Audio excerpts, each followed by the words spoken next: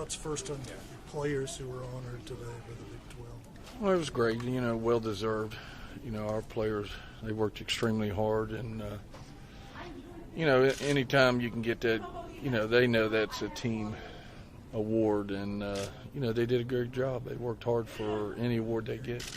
She had two players coming off knee injury, Jess and Asia, for them to be able to go through that rehab, get themselves ready to play, and then have the kind of year they had this year. Yeah, it says a lot, not only about the doctor and our trainer, Allie, but, their willpower to get back 100% and not be scared on it. A lot of people hold back a little bit after an injury like that, but, they were very aggressive in rehab, very aggressive on the floor, and because of it, it paid off for them.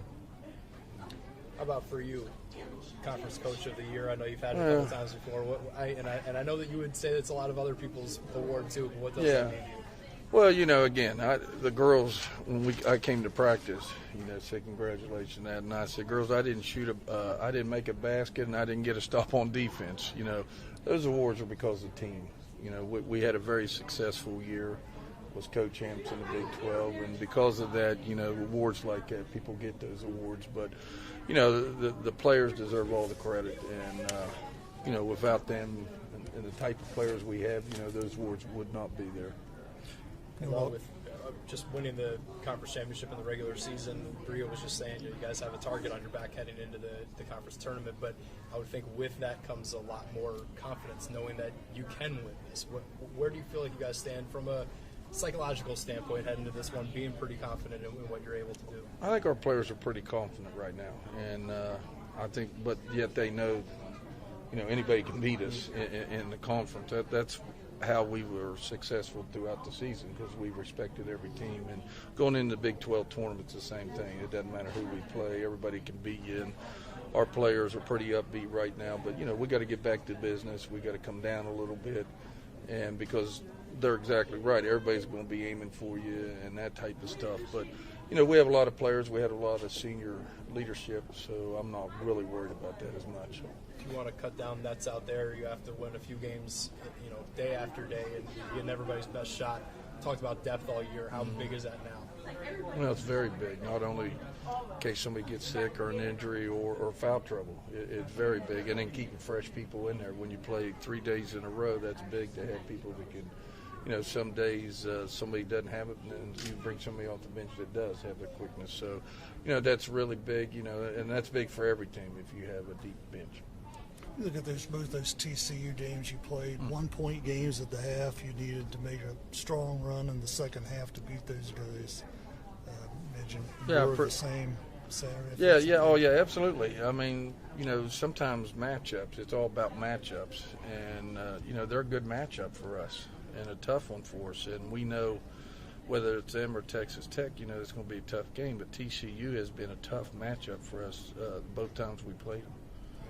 With Medley, the on-ball screens and all that. It's all about that, and then they play the 2-3 zone, and then sometimes they'll take cutters through, and it really becomes a man, and you're running your zone offense against a soft man, and then it becomes back a zone, and then, they throw you off a little bit. But, we worked on that a little bit today on that type of stuff, and then but I think, seeing them twice and seeing what they do to us, and like you said, their main weapon on offense is their point guard setting that high ball screen. So we worked on that also today. Do you have to try to change your approach a little from playing so many games where you've had to come from behind and rather than maybe get out of the gate occasionally in tournament setting? Yeah, you'd like to. You'd like to come out and be, jump on a team and that type of stuff and maintain it.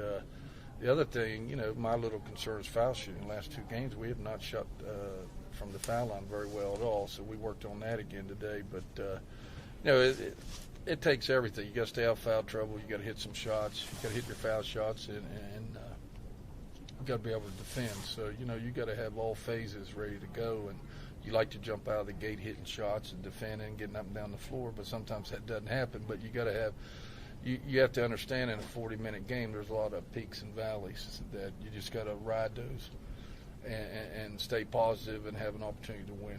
turnovers were key for you in one of those games. I think you got 9 steals, 20 points off those turnovers. You had to turn it up on them. Yeah, absolutely. You know, defensively, when we get turnovers, it gets us out on the break.